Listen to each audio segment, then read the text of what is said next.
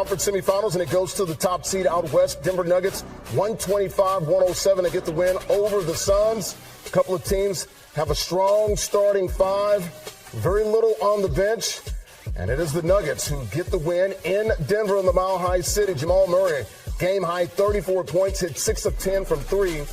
KD had 29 for the Suns, Book 27, so they combined for 56. We're coming in averaging around 65 combined there, so a little less than what they had in the first series. It's the Nuggets getting the win. They shot 43% from 3. The problem with the Suns? From distance. Only 7 threes made by Phoenix, 7 of 23. Suns down 0-1. It's the Nuggets getting the win in Denver, 125-107. All right, let's go ahead and bring in our CBS Sports NBA writer, Colin Ward-Henniger. And you look at it, first game out there in Denver, Colin, and the Nuggets, well, they were just sitting home waiting on the Suns. The Suns actually traveled to Denver on Thursday to get acclimated to the Mile High City there, but it was not enough for Phoenix. KD and Book played well. The bench actually got some bench points, but it was Jamal Murray too much. He looked like bubble Jamal that we saw in 2020 down in Orlando. How good was Jamal Murray helping the Nuggets beat the Suns in Game 1?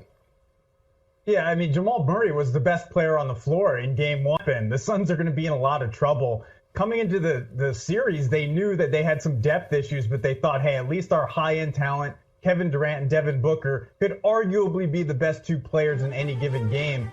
In Game 1, Jamal Murray was the best player, Nikola Jokic was the second best player, and if that's going to happen, this is going to be the result, a 20-point game, a blowout. So Jamal Murray, I mean, you have to feel good for him. Just such a great story. What he's shown us in playoff settings before his injury, it was that he gets capable of being an elite player on the postseason stage. We saw that again. You saw him shout to the crowd, we've waited for this. Not just Denver waiting for Phoenix for this matchup, but obviously Murray waiting to get back to his old self and be able to try to bring this city a championship. Murray was absolutely electric, and it's got to provide a lot of confidence to the Nuggets moving forward in this series. Yeah, Colin, CP3 said, you know what Joker is going to do. It's Jamal Murray. He's the gets Denver going. Of course, he had 34, the game high there, and the 6 of 10 from 3. You look at it here, the Suns were actually favored coming in, favored to get to the conference finals. How much did that play with Denver here, sitting back at home, the top seed, and everyone's talking about Phoenix being the better team and being favored heading into the series? Seems like had a little chip on their shoulder out there in Denver on Saturday night. It's the same old story for Denver. I mean, they're the number 1 seed all year. Nobody's talking about them. Kevin Durant gets traded. Suddenly they're not the favorite anymore. They feel they don't get enough all-star recognition. They felt Aaron Gordon should have been, much more highly considered.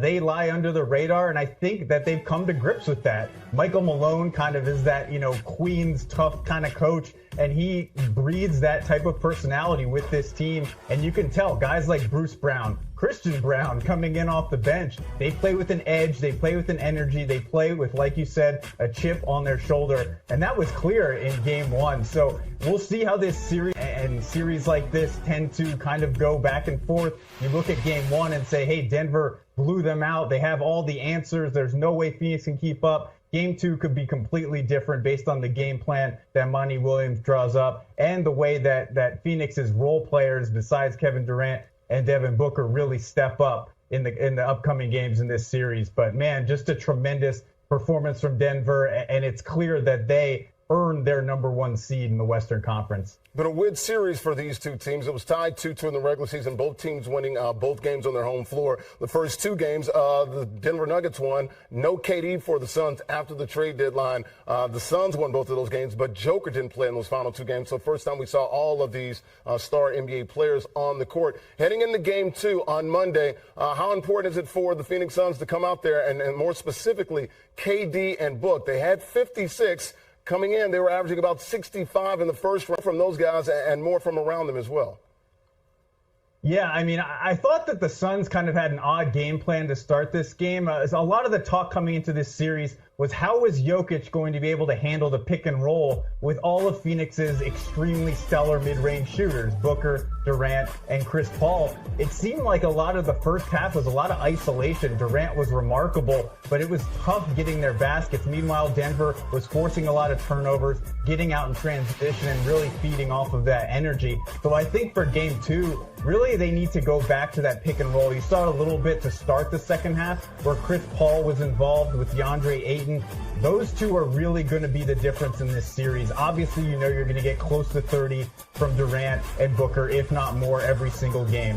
Chris Paul and or DeAndre Ayton needs to give him at least 20, preferably 25, because clearly the rest of this roster is just not going to give them anything in terms of thing they need to do is limit Denver's three-pointers. Denver made as many three-pointers as Phoenix attempted, basically, and that just can't happen if you're going to win a playoff series. Yeah, Booker averaging 37 in that first series against the Clippers, down to 27 here. You talked about that pick and roll, and Joker had a good quote about it. He says, how do you stop Phoenix's pick and roll? And he said, you pray. Well, those prayers, they were answered on Saturday night. Nuggets up 1-0. Game 2 will be Monday night back out there in Denver, Colorado. Thanks to Colin Ward-Henniger, CBS Sports NBA writer.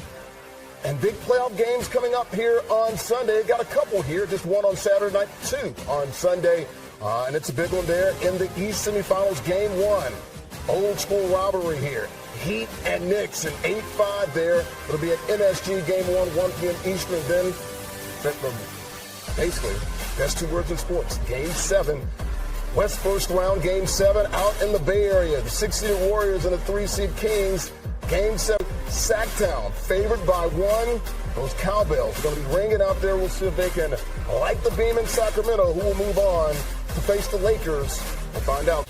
We're back on SportsCenter with Michael Eaves, Kevin Connors. It's gone final in Denver. The Nuggets a game 1 win over the Suns. Denver shot it really well, controlled the glass. Matt Barnes is going to join us to break things down in just a minute here. But 2 of the teams that a lot of people think could win an NBA championship this season, and entertaining game 1. And the thing for the Suns, they were 12-1 with Kevin Durant in the lineup since the trade. That one loss was game 1 of their series against the Clippers. Now they're 12-2 with KD after 2 game 1 losses.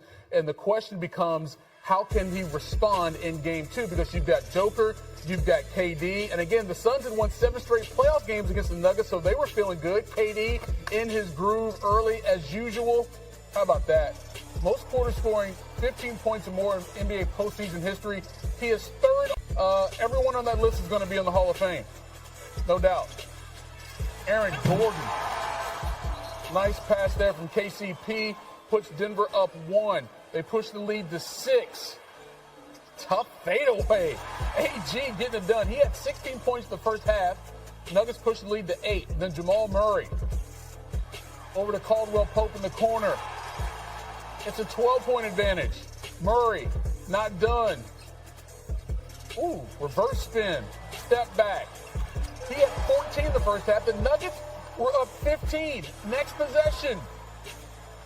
Murray in transition. How about that pass to Joker for the finish? We need to see that one more time. Murray out here dropping dimes like DiCaprio. Nuggets outscored the Suns by 18 in the second, the worst points differential in a quarter for the Suns this postseason.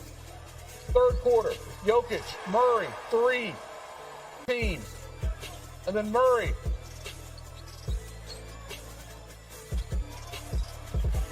Too much game. He had 24 points through 3 quarters. Landry Shaman's like, what am I supposed to do? That's contested.